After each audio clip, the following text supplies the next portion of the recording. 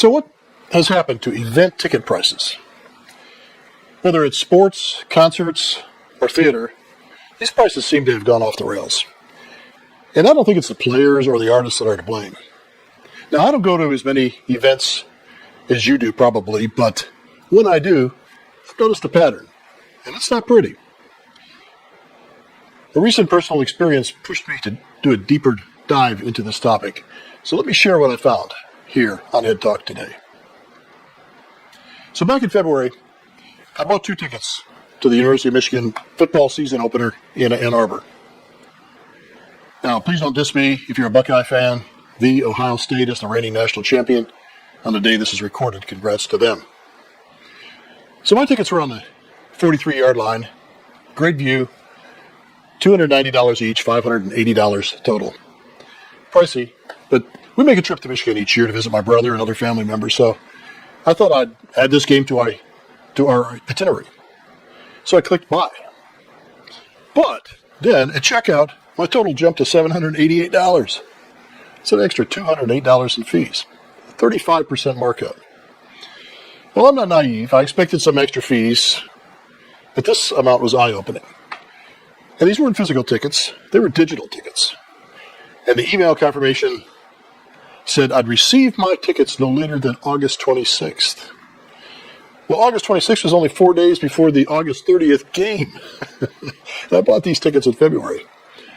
But finally, in July, last month, I got notice that my tickets were available for download. However, then another adventure ensued. SeatGeek told me I must download them to my Google Wallet in order to get admitted to the game. Only problem, I use an iPhone. I don't have a Google Wallet. Eventually, I wrangled them into my Apple Wallet, but it was unnecessarily complicated. Paperless ticketing was supposed to be more convenient, right? Even maybe cheaper? Forget that. But the $208 upcharge got me thinking.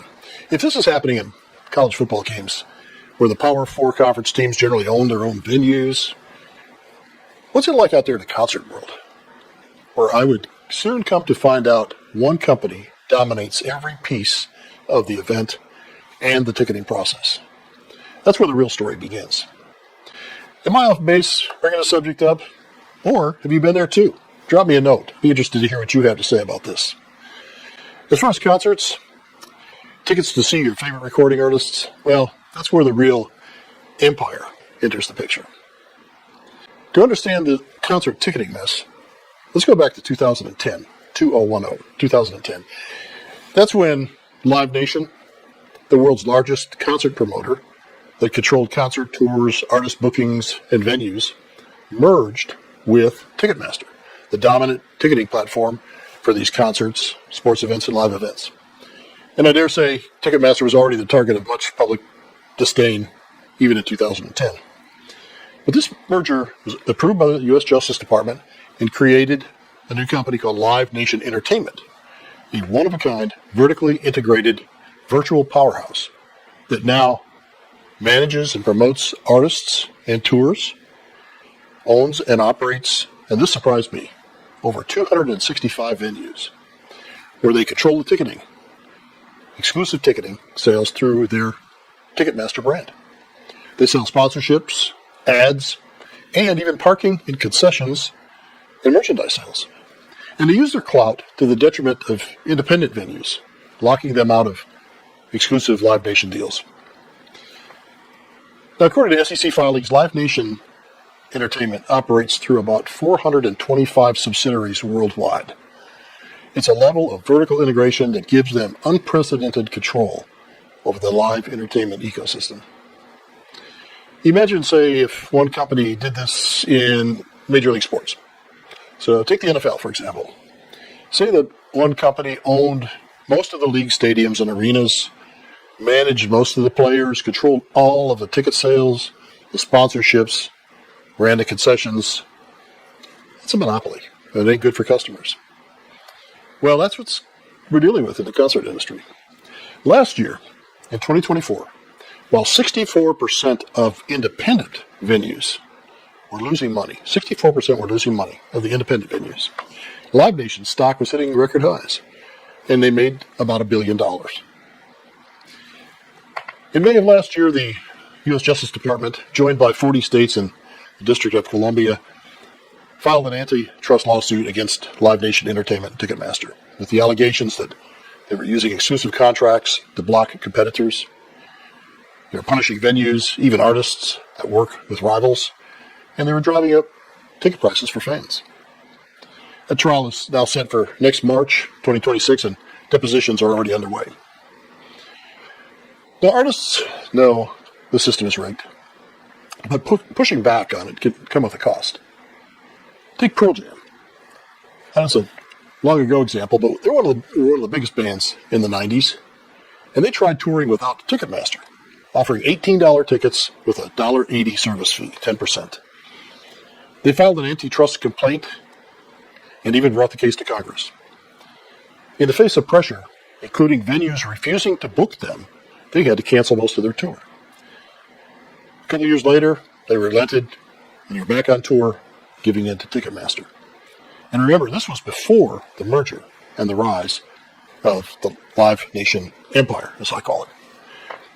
It stands as a potent reminder the system is designed to punish anyone who tries to buck it. So today, Congress has taken up something called the Ticket Act, Transparency in Charges for Key Events Ticketing Act. Congress loves acronyms. We've talked about that before on this channel. But it would require all-in pricing from the start. So you look at your price chart, your seat chart, and there's no surprises. This is your price.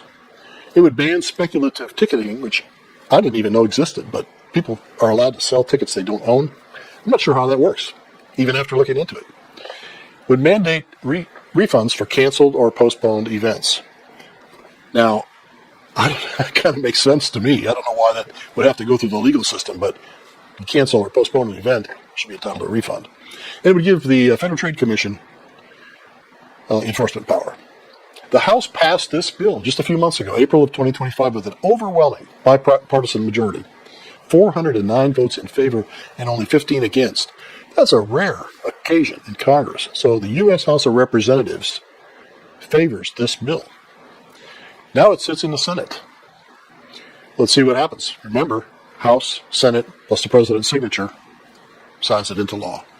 But a similar bill called the Fans First Act passed the House in 2024, but died in the Senate. So, I don't know, have you ever heard of the Ticket Act? And can you make a call to your senator? Because each state has 2 senators. They need to hear from you, and let's get that thing passed. There's widespread support among artists for this. More than 250 artists, including Billie Eilish, Green Day, Dave Matthews, Cyndi Lauper, many others, signed an open letter, Fix the Ticks, urging Congress to act. And they were joined by independent venues, the Recording Academy, sports fans groups, and even StubHub in supporting the Ticket Act. Let's see where this goes. I called and wrote both of my senators when I realized that this bill is being held up in the Senate. No reply or response from either of them at the time of this recording. Let's go back to pricing. Now, this is a little difficult to break down the price of these tickets because all deals are different, all artists are different, and so on. But according to Wall Street Journal, Live Nation has kind of given a breakdown of a hypothetical $100 concert ticket.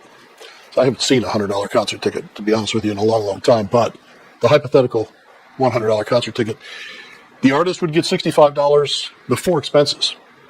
However, after touring expenses, managers, musicians, some reporting shows that artists net only $8. The venue gets $23. Ticketing, $7. Promoter, $7. And they claim that share show costs, security, production, insurance, eat up $28. That's just hypothetical. I don't know that we can really have great visibility into that, and of course that's going to change artist to artist. But think about it for a minute. If Live Nation owns the venue, manages the artist, runs the ticketing, merchandising, parking, concessions, they could be collecting 30 to 45% or more of your ticket price. It's my bet that they make more than the artist makes on a given performance. So whether it's $208 in fees on a football ticket or inflated costs for a concert seat, the story is very similar. There's a system out there designed to maximize profit at every turn, while competition and consumer choice suffer. And here's the part that sticks with me. The kids and the families who can't afford to see their heroes live. I don't know how you solve this, but you take that young guitar player who dreams of seeing his favorite band, or the high school athlete who just wants to see their team play live. When prices are this high, those dreams are out of reach. We can't fix this problem ourselves. Or do we? Do we even agree it is a problem? What do you think? Maybe there's some dissension. But no, we can't fix this problem ourselves. That's for Congress, the DOJ, and the courts. But we can use our voices online to push back against hidden fees and anti-competitive practices. We can at least take one small action, whatever it is. Maybe commenting on social media about the Ticket Act, bring that to people's attention, get others to call or write their senators, share this video. In my opinion, the more people understand how the system works and who profits from it, well, the harder it is for the status quo to hide behind business as usual. Thanks for watching. Drop your thoughts in the comments below and share this if you found it helpful. And we'll see you next time on Ed Talk Today.